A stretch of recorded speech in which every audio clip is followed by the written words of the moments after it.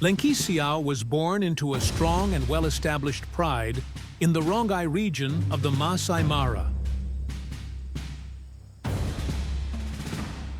His early days were filled with warmth and security, surrounded by his mother and other lionesses who cared for him and his siblings. The dominant males of the pride, large and powerful, ruled over their territory with confidence.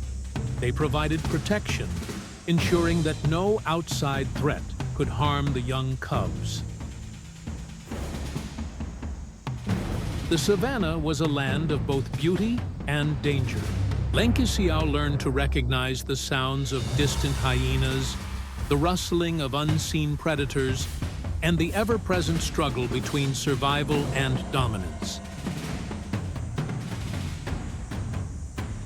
He played with his brothers and sisters, practicing the skills he would one day need to survive: stalking, pouncing, and wrestling.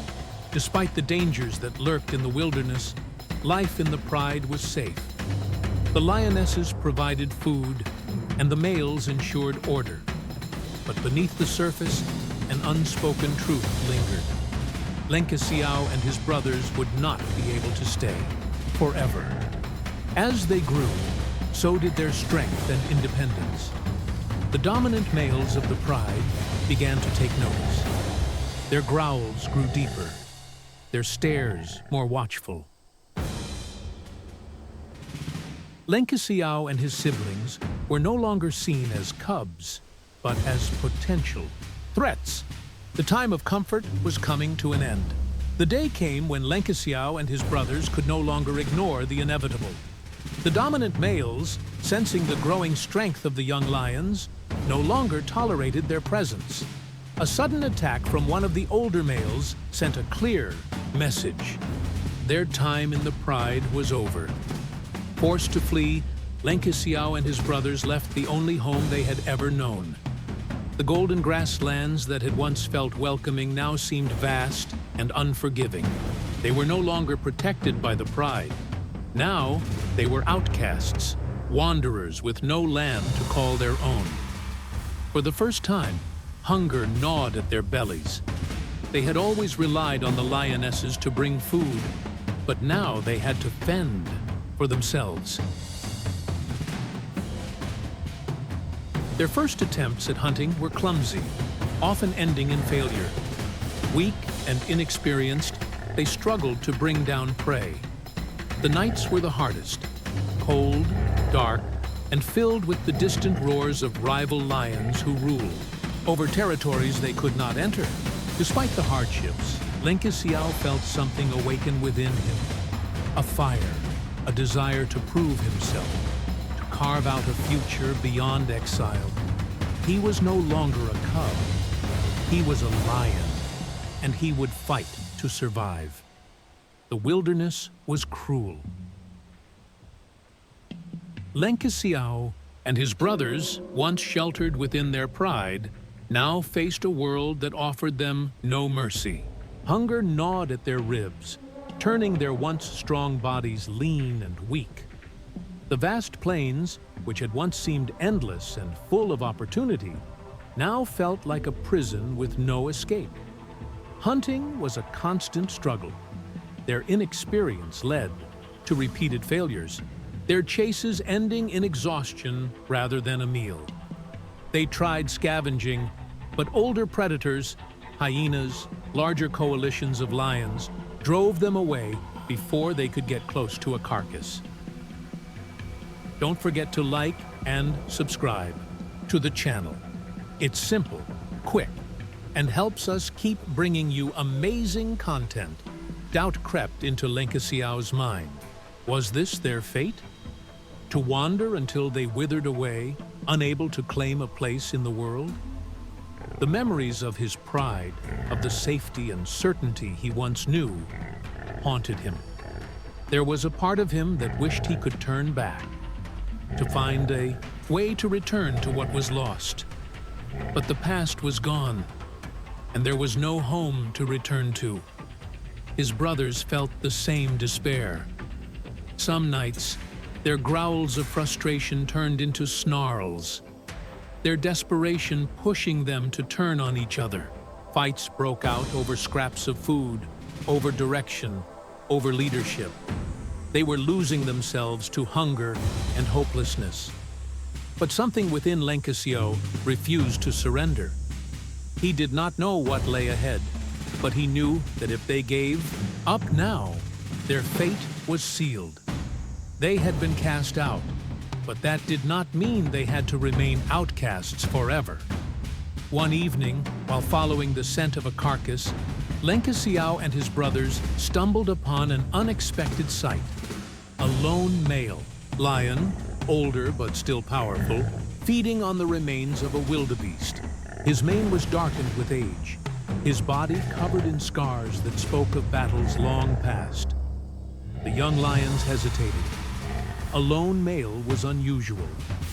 Most lions needed a coalition to survive. Yet this lion stood alone, commanding the space around him, with quiet dominance. Rather than chasing them off immediately, the old lion watched them with piercing eyes. Lenkisiau held his ground, feeling a strange sense of respect for this battle-worn warrior. The old lion, sensing their hesitation, did not attack. Instead, he observed them as they lingered nearby, their hunger evident. After some time, he stepped away from the carcass, allowing them to feed on what remained. It was not an act of kindness. It was a test. Lenkisiau and his brothers devoured the scraps, their strength returning with each bite. Over the next few days, they followed the old lion at a distance, watching how he moved, how he survived alone. He was a master of patience, waiting for the right moment to steal from other predators, to find opportunities where others saw none. Slowly, the old lion began to acknowledge them, sharing his knowledge in his own way. He never spoke in growls or gestures, but in actions, showing them how to move silently, how to read the wind, how to recognize weakness in prey and in rivals. Lenkisiau learned that survival was not just about strength, but about strategy. A lion who relied only on power would fall to those who were smarter. The lessons the old lion taught them would shape their future. Armed with this new understanding, Lenkisiau no longer felt lost.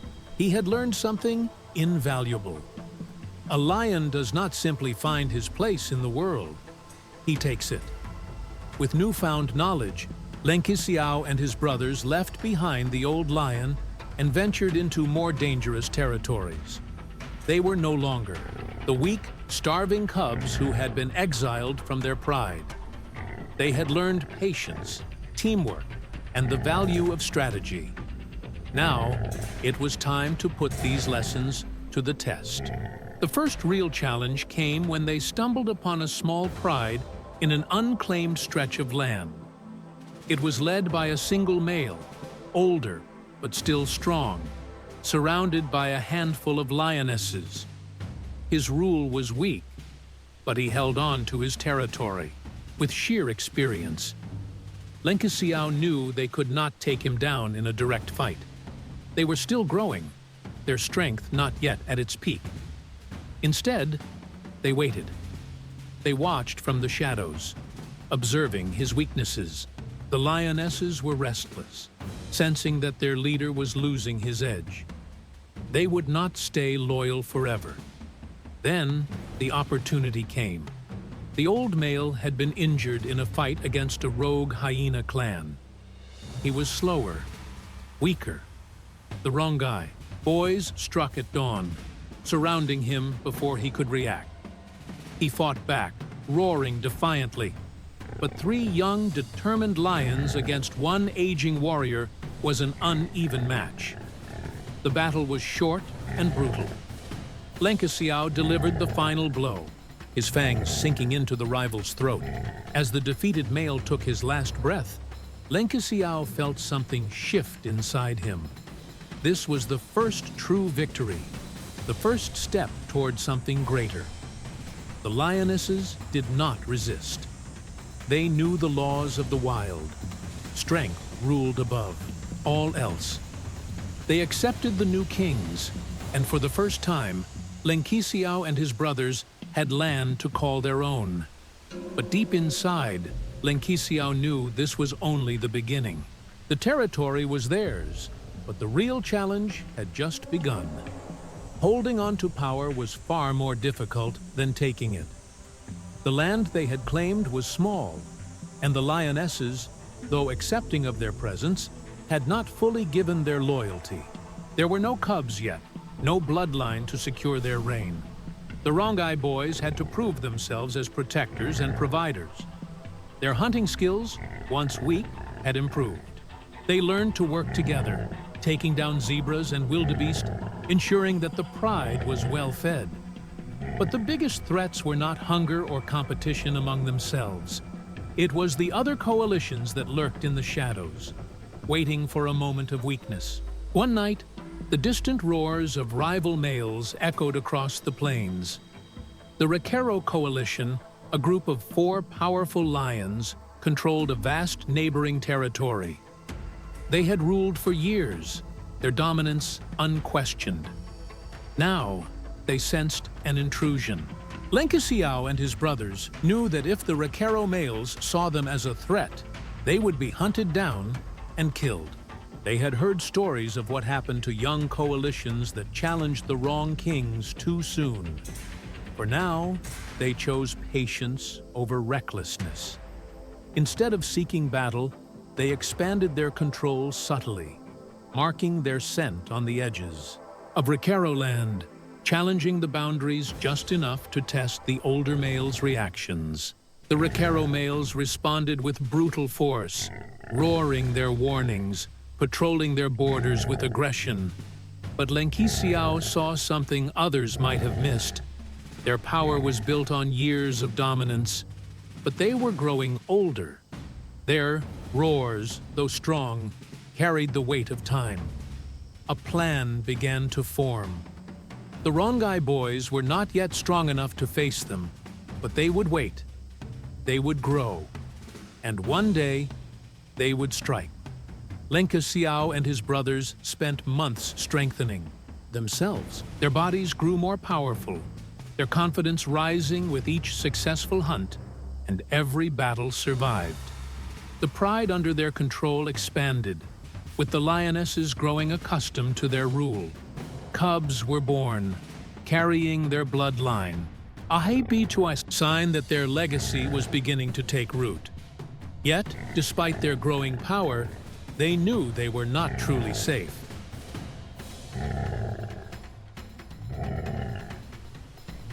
The Rekero coalition still ruled over the best hunting grounds, the richest lands, and the most lionesses. The older males had held their reign for years, and their presence loomed like a shadow over everything Lenkisiau and his brothers had built. They could not afford to challenge them head-on, not yet. Instead, they played the long game. They continued to test the Rekero males, pushing their boundaries, stealing small portions of their land when they weren't looking. They studied their enemies, waiting for signs of weakness. Then, the moment came. One of the Rekero males was injured in a brutal battle against a rival coalition attempting to invade from the east. Another had begun to slow, his once mighty frame showing signs of age. Their dominance was slipping, and the Rongai boys saw their chance. Lenkisiau and his brothers prepared for war. They marked their territory boldly, roaring their challenge into the night. The time for waiting was over. The battle that would define their future had arrived. The night air was thick with tension as the Rongai boys advanced into Rekero territory. The 3 young males moved like shadows, their golden eyes fixed on the prize ahead. Their enemy had reigned for years, but Lenkisiau knew one truth above all. No king ruled forever. The battle erupted in a storm of fury and blood. The Rekero males, despite their age, fought with unmatched ferocity. They had survived countless challenges before, and they would not surrender their kingdom without a fight. Lenkisiau clashed with the strongest of them, a scarred lion whose roar had once sent rivals fleeing. Their bodies collided, claws tearing through fur and flesh. Lenkisiau felt the sting of wounds opening along his sides, but he did not retreat. He could not. His brothers fought beside him, locking the others in combat.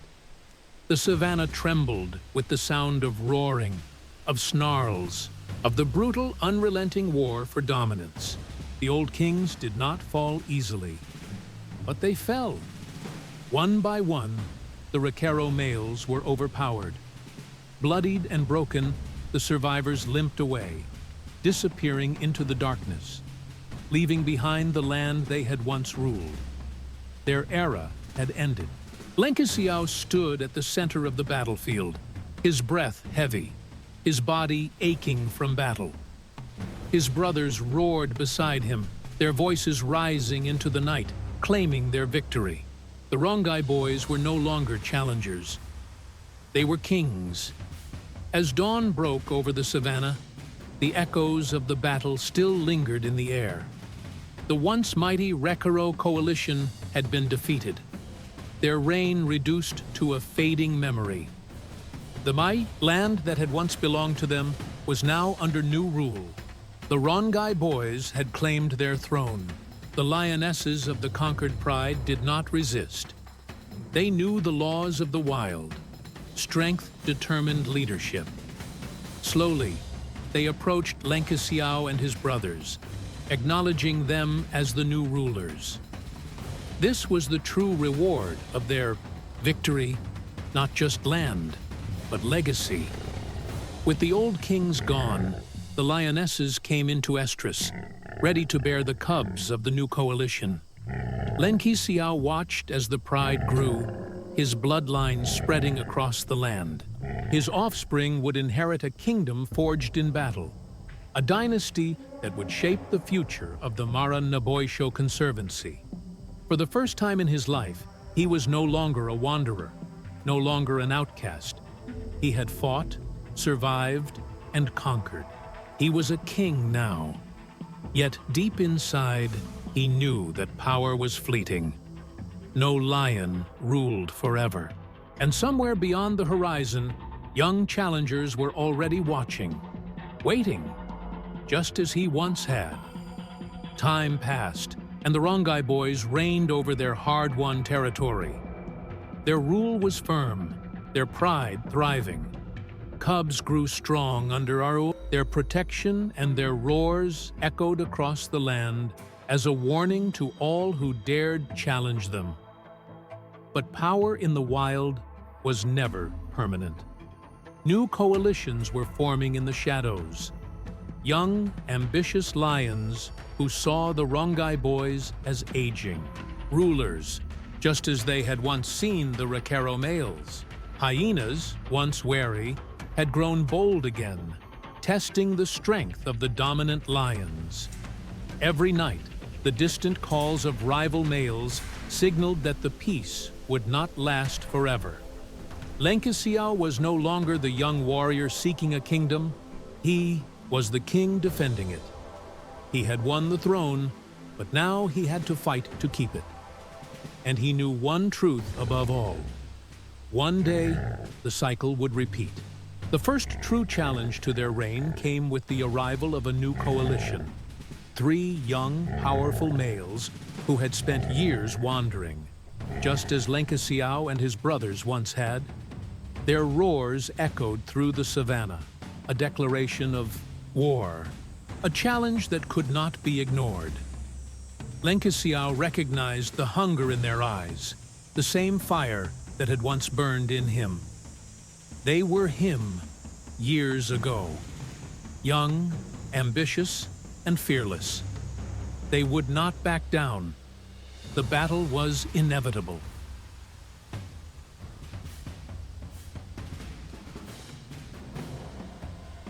At dawn, the two coalitions clashed in a brutal, merciless fight.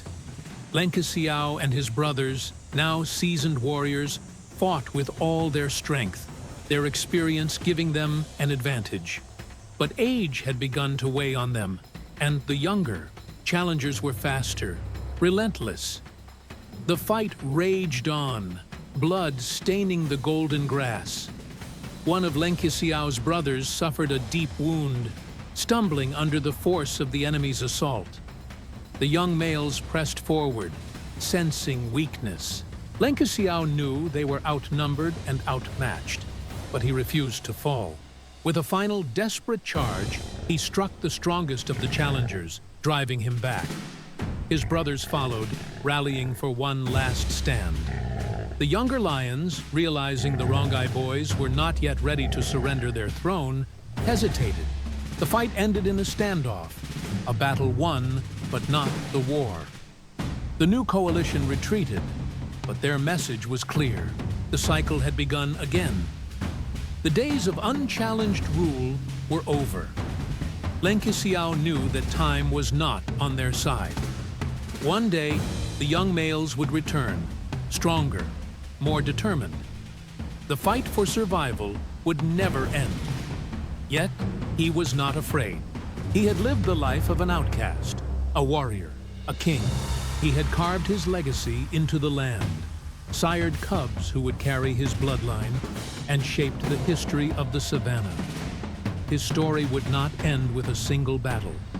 It would live on through his descendants, through the pride he had built. As the sun set over the Mara Naboisho Conservancy, Lenkisiau stood atop a rocky outcrop, surveying the land that was his. His roars rang out one last time, a warning to those who dared to challenge him.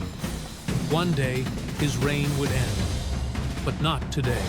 And when that day finally came, when the next generation of warriors rose to claim the land for themselves, he would not meet them with fear. He would meet them as a king. Don't forget to like and subscribe to the channel.